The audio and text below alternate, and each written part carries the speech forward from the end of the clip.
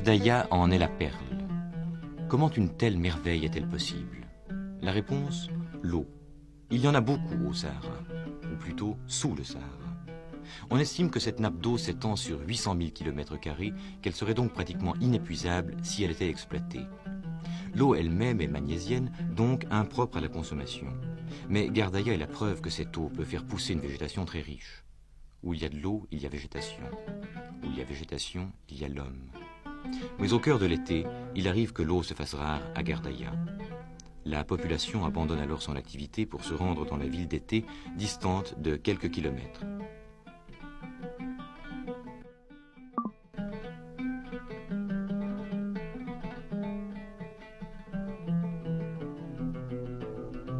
Gardaïa est l'oasis saharienne par excellence.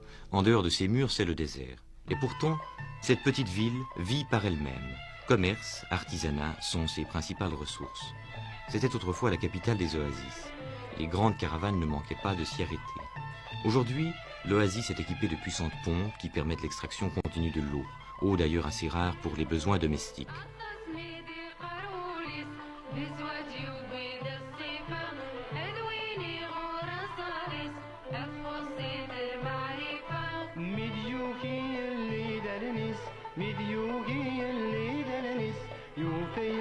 Les murs des maisons sont particulièrement épais ici, et l'on voit relativement peu de monde dans la rue sur le coup de midi. Une brève promenade en pleine chaleur est une véritable épreuve physique. Aussi les arcades où sont installés les commerçants, les souks, rendent-elles la vie quotidienne plus agréable. Gardaïa fait partie du circuit touristique classique de l'Algérie.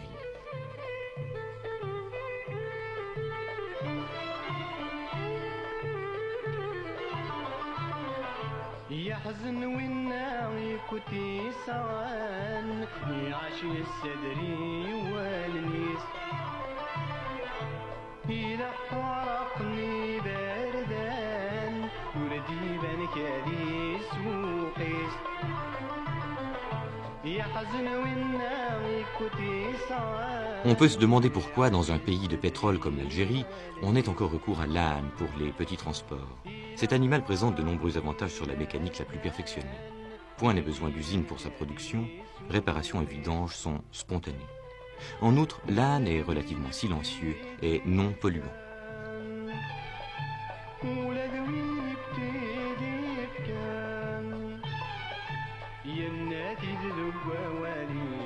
Et puis, l'âne, c'est aussi moins coûteux que le chameau. D'ailleurs, on voit assez peu de chameaux en Algérie aujourd'hui.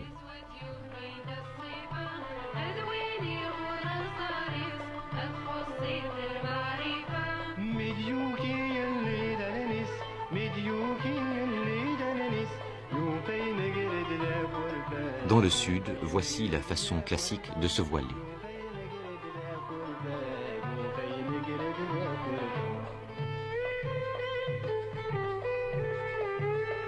Si vous avez un peu chaud en regardant ces images, entrons dans la ville d'été.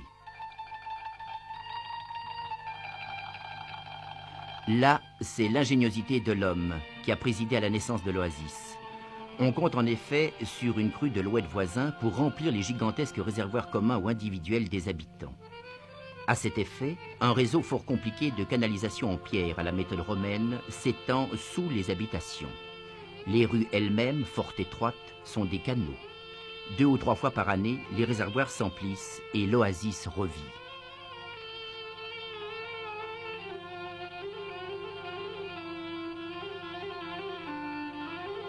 Avant la crue, les canalisations doivent être réparées et entretenues, car elles s'emplissent d'un sable très fin, particulier au Sahara. Cheminons quelques instants dans ce dédale de ruelles canaux. Mais nous n'aimerions pas terminer ce bref survol de l'Algérie sans vous faire partager la beauté d'un folklore authentique. Un folklore qui existe non pas pour quelques touristes, mais un folklore vécu. Nous vous convions donc à cette petite fête du Sud, typique de la tradition algérienne. Une de ces petites fêtes impromptues que vous aurez la possibilité de voir si vous choisissez de visiter l'Algérie qui, 8 ans après, est devenue terre de beauté et de paix.